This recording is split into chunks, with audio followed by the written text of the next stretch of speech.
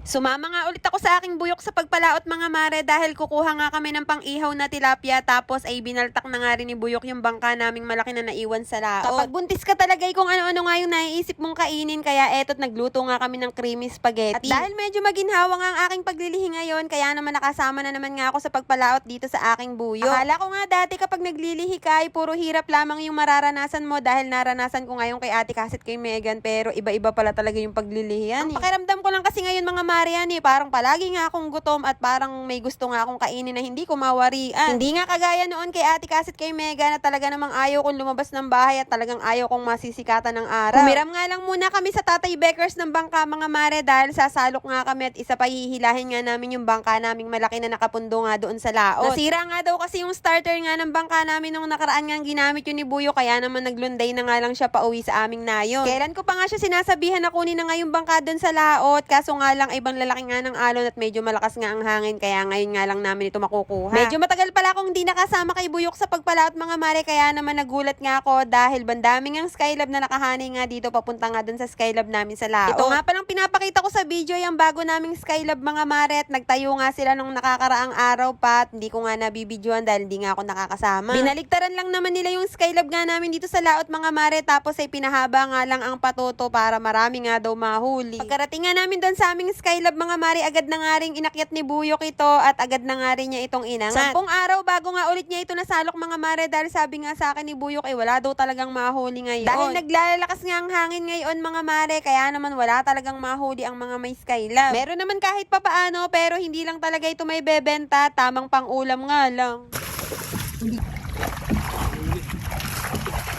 Malungkot nga lang ako ngayon mga mare dahil medyo kokonti nga lang yung huli namin at siguro nasanay nga lang ako na marami nga kami laging huli dati. Pero okay na okay pa rin naman yun mga mare at pasalamat pa rin kami kay Lord dahil may blessings nga kami ngayong umaga. Siguro mga ilang araw pa bago namin maangat yung bagong gawa naming Skylab. Pinipili nga lang ni Buyok yung malalaking tilapia dyan na pwede ngang ihawin tapos iiwan nga lang namin yung maliliit. Hindi na nga rin namin kinuha yung isang mamali dahil medyo maliit pa nga yun at hindi pa nga yun masarap iulam. Kaya ito na nga lang malalaking tilapia talaga namang buhay na buhay at fresh na fresh ang aming kinuha. Diyos ko mga mare ngayon pa lamang ina-imagine ko na nga ang inihaw na tilapia na may sawsawang toyo kalamansi na may sibuyas at kamatis. Diyos ko day. Pagkatapos naman naming sumalo kay pinuntahan na nga agad namin itong aming bangka dahil hihilahin nga ito ng bangka ng tatay. 3 araw na nga daw dito sa laot itong aming bangka mga mare at sabi ko nga dito kay Buyo kay mabutit walang kumuha.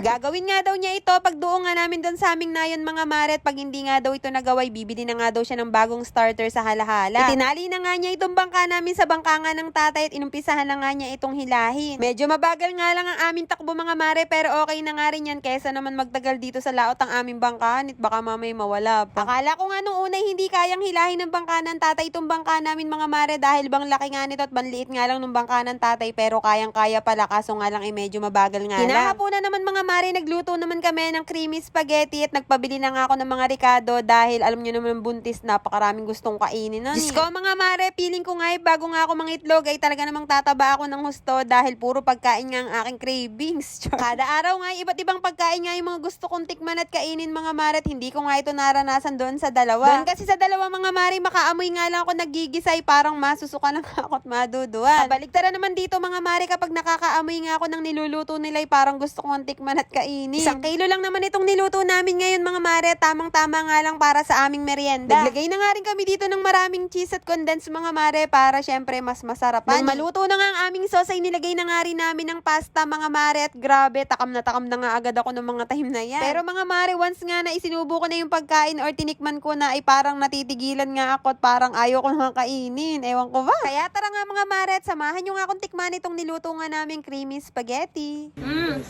Sarap.